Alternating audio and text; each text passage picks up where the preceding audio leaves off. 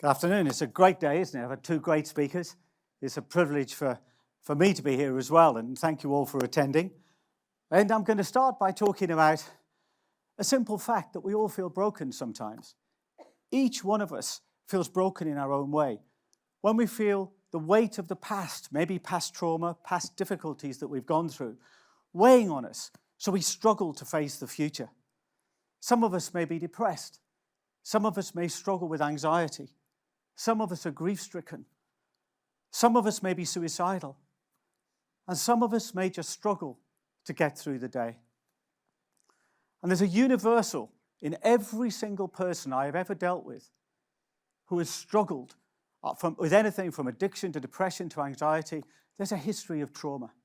There is something in their past that has been challenging and difficult for them to deal with. So difficult that sometimes they can't face the future. And the statistics bear this out. Just think about this for a moment. Up to 75% of psychiatric inpatients have a history of childhood abuse. One of the greatest predictors of depression is early loss during childhood, especially the death of a mother. And the cause of all causes of mental illness and struggles with mental health is, of course, poverty. The poorer we are, the more marginalized we are, the greater our sense of social defeat, the more we will struggle with our mental health. And that struggle sometimes can be overwhelmingly difficult to overcome. And I'm going to tell you a story originally told by a great philosopher called Walter Benjamin, who died. He killed himself fleeing the Nazis in 1940. But he left us with this extraordinary story about an angel.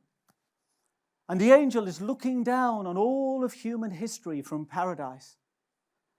And he can't bear the suffering, the pain, the horror. And he resolves to come down to earth and put an end to it all, to heal what is broken, to put the shattered fragments together and make them whole again. So down he comes, and he knows the one thing he must do is to face the future. And before he does it, he takes one last look at the past. And that's when a vast storm blows out of paradise. A huge cataclysm, winds of unimaginable ferocity. And they pin his wings back, and they blow him towards the future, to which his back is forever turned. And all he can do is to bear witness to horror upon horror, wreckage upon wreckage piling up at his feet. A fact he is powerless to change or overcome. That's what it feels like when we really struggle with our mental health, where the future becomes impossibly difficult to face. In 1941, one of the greatest of all the modernist writers, Virginia Woolf, herself a survivor of child abuse, and she lost her mother as a young girl. She left a note for her husband, Leonard, and part of it went like this: I am certain I am going mad again, and this time I shan't recover. And she walked out of their house, went to a nearby river, filled her pockets with stones, and drowned herself. William Styron, author of Sophie's Choice, describing his own battles with depression, which descended upon him later in life. Maybe he was about 60 years old. He described it like using the oxymoron that John Milton used to describe the visceral quality of hell. He said it is darkness visible. He said it is a feeling so alien to ordinary experience as to be almost beyond description. And only recently, one of our greatest cricketers, Graham Thorpe, stepped in front of a train and lost his long-standing battle with depression and anxiety. And I remember somebody who was very dear to me. I once worked with her. We ran a shelter for homeless people together. And she'd lived on the streets for 20 years. Her name was Joanne. And she'd cleaned herself up. She was addicted to alcohol, drugs. She worked as a prostitute to feed her addiction. But here she was, clean. And we were running this shelter together. She was giving back to the community which she felt so much a part of. And she was in a relationship with a woman half her age, a woman called Emma, an American student. And they seemed to be getting on well. But I noticed over time that Joanne was losing this formidable drive that she had, this incredible energy. It was dissipating, it was floating away. And she would sit in the shelter, regardless of what fights, chaos, anarchy was going on. She would sit there locked in her world. I drove her home one night. She reached out to me and touched my hand. I said, Peter, she said, I'm breaking. I can't. She couldn't finish. Emma went back. The relationship ended. And when Joanne was living on the streets of London, she dreamed of going to America. So she went to America in search of a reconciliation. It didn't happen. She came back. She committed suicide. That's what it is like to break, to be unable to face the future. But where do we find hope?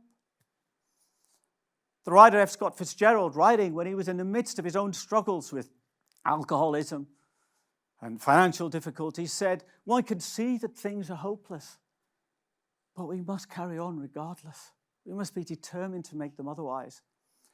And the great theologian, St. Augustine of Hippo, wrote in his Confessions in the 4th century, he said, there is a faint glimmer of light, just a tiny glimmer, a faint glimmer of light in us, he said. Let us walk on, for fear that darkness may engulf us. But how do we walk on? When the trauma of the past weighs so heavily on us, when we have been treated unfairly, unjustly, when we have suffered losses we didn't deserve, when people have not done the right thing by us, how do we recover? How do we move on? I'm just going to give you 3 or 4 small acts that we can do that will help rebuild our lives when we are struggling with our mental health. The first is to take responsibility for our lives, even the bad things over which we had no control. When Václav Havel, the great Czech playwright, was in prison, languishing in prison under the communist regime in Czechoslovakia, he wrote to his wife saying, I am responsible for the state of the whole world. That's absurd, right? How can anyone be responsible for the state of the whole world, let alone a prisoner in a cell? What he was doing, he was saying to them, I will take my power back. You can imprison me, you can confine me, you can abuse me, you can torture me, you may even kill me, but I will not be your victim. Joseph Brodsky, another famous Russian dissident, when he escaped the old Soviet Union, he ended up in America, he gave a speech, he said, beware, he said, of your index finger. It is the finger that points. It's your fault. If only you would change, everything in my life would be good. He called it the victim's logo. And the first step of healing is to refuse, as Margaret Atwood said, refuse at all times to be a victim. And the second act we can do is to forgive. But the philosopher Jacques Derrida said, we don't forgive small things, that's not forgiveness. There's only one thing we need to forgive, and that is the unforgivable. Whatever is unforgivable, that's what we need to forgive. And there's a remarkable story from the Rwandan genocide about a woman called Immaculée Ilibagiza. And her family was butchered by the Hutus, by a Hutu neighbor. She knew him. Her family, her beloved siblings were all butchered. She barely escaped with her life. And after the genocide, she was taken to a prison. And the guard said, the man who butchered your family is there. Let me bring him out to you. So he brought him out to her and he threw her at her feet. And he said, do to him what you want. Whatever you want. This is the man who butchered your family. Is there any trauma greater than that? So she knelt down and she said to him, I forgive you. And the guard looked at her, incredulous. What the hell are you doing? Forgiving this man? He butchered your family. She said, forgiveness is all I have to give. Because she was taking her power back. There was a guy, Chris, I supported once. He was Irish, he was Catholic, he was an alcoholic, and he'd also murdered a man. He'd served his time, but he refused to take a bed with us. He refused to take a bed. Even though he could sleep at night indoors, he would sleep outdoors. He said, Peter, he said, I don't deserve a bed. For what I have done with my life, I don't deserve it. We need to forgive ourselves too. This isn't a matter of law. Of course, the law will take its course. Forgiveness, healing ourselves when we're broken is a matter of the heart. It does no one any good for you, Chris, to be living under a bridge, coming in with ice caked to your head because you've slept there overnight. Forgive yourself and then help others. And the third thing we can do, very closely linked to that, to take our power back when we feel we are breaking, is to let the past go. When my own wife died of cancer, it was extraordinarily difficult for me, because I'm sure you can relate to this. Sometimes we feel the pain of those we love greater than we feel our own pain. It hurts us more than anything that happens to us. If anybody did anything to your children, to your grandchildren, God forbid, you would be inconsolable and very angry. But I had an aunt, Auntie Margaret, a wonderful woman, and she was the most optimistic person I'd ever met. And she'd never married. She died last year at the age of 97. And she lived a long life, not an easy life. She didn't have it easy. But what she knew how to do was not to let the past trauma, past pain consume her. Always optimistic. After my wife died, we used to go down the Cotswolds, an area of countryside just in the middle of England. And if it was sunny when we went down, she'd say, "Oh, Peter, aren't the Cotswolds beautiful in the sunshine?" If it was raining, she would say, "Oh, Peter, aren't the Cotswolds in the rain, beautiful in the rain?" If it was blowing a bloody gale, she would say, "Oh, Peter, aren't the Cotswolds beautiful in a bloody gale?" That's who she was. And after my wife died, I used to struggle with it, like I said. And she would say to me, "Peter, I hear you, but there's no point in dwelling. What's gone is gone. You can't change it. Now let's go down the Cotswolds." And that wasn't, she was amazing, and that wasn't being abrupt or cutting me off. It was deep wisdom, profound compassion, and great love. And also we need, the fourth act we can do is to find connection to others. Just find a connection. When we feel broken, we feel isolated, we feel trapped in a prison where our mental health is not what it should be, where we are consumed by emotions we can't control. There was a philosopher I once went to interview called Emmanuel Levinas. His family were all butchered in Lithuania before the Second World War. He survived. He ended up in a labor camp. And when him and his fellow prisoners were taken out to do their work, there was a stray German shepherd dog that would come up to them. It didn't know the Nazi script, because it would come up to them and welcome them and greet them and jump up and lick their faces. And the Nazi guard would kick the dog away. And when they came back in the evening, the dog would do the same. They gave the dog a name. They called him Bobby. And Levinas said, "The Nazi guards stripped me of all my humanity. They butchered my family. But this dog gave me my humanity back. Bobby was my witness." And we can make connections. We don't have to make grand connections to heal. Any connection will do. Connection to a dog, a horse. There was a guy I helped. I supported, a schizophrenic who had a terrible abusive life. He was once in prison and he was gang raped, and he said, "They used me like a pincushion." He attempted to commit suicide many, many times. And we took him up to see some horses. And he was scared at first, but then he connected with those horses. He ended up moving and living in a caravan in the middle of the field where the horses were. They gave him back his humanity. They were his witness. So there is hope. These faint glimmers that we can act on. Because each of us in this room has a story to tell. When Rabbi Harold Kushner was trying to make sense of why his son was dying unfairly of progeria, he concluded that there's nothing exceptional about my pain. We are all brothers and sisters in suffering. In 1895, when the great playwright Oscar Wilde found himself confined in Reading jail for gross indecency for what was then the crime of homosexuality. He was 23 hours confined in solitary confinement, then 1 hour a day he was allowed to walk round the prison yard in silence. But one day, a prisoner came up to him and tapped him on the shoulder and said, "Sir,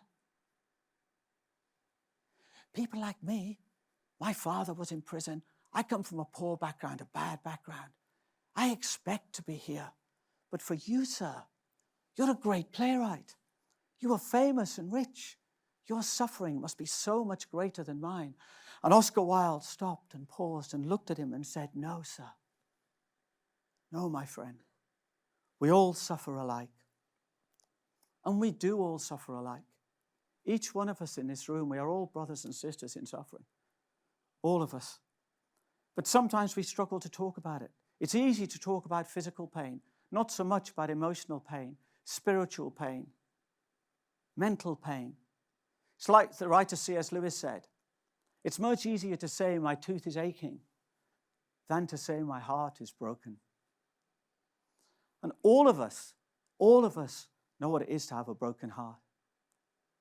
All of us. Each of us struggles in our own way. We may struggle with depression. We may struggle with anxiety. We may think just one more drink and I'll be okay. Just one more bet and I'll be fine. We're all brothers and sisters in suffering. And the trauma of the past that breaks us sometimes makes it impossibly difficult for us to face the future. But face the future we must. And to do that, we need to learn to forgive, to let the past go, to recover a sense of our power, to refuse to be a victim. But above all, we need the comfort of strangers. We need the kindness. All of you came here today. Most of you don't know each other. But in a very profound sense, you do. And you can share and communicate whatever bridge that divides you by acknowledging that you all suffer alike. And that sense of community and connection is so important to healing. The poet Edmund Jabez said, it's not the bird that's free, but it's the flower. Because the flower has roots. Without belonging, without community, without connection, without a witness, without love, without friendship, we are nothing. Whatever labels are put, or whatever mental health struggle you're facing, just remember this, you can cast them aside. You're just suffering. You're just in pain, like anyone else. And that pain can be overcome. So I'm going to leave you just with this last thought. When you feel broken, when people tell you you're broken, just remember this. You are not broken. You never were broken. You never will be broken. You're just human, all of us. And we need each other more than ever. Thank you.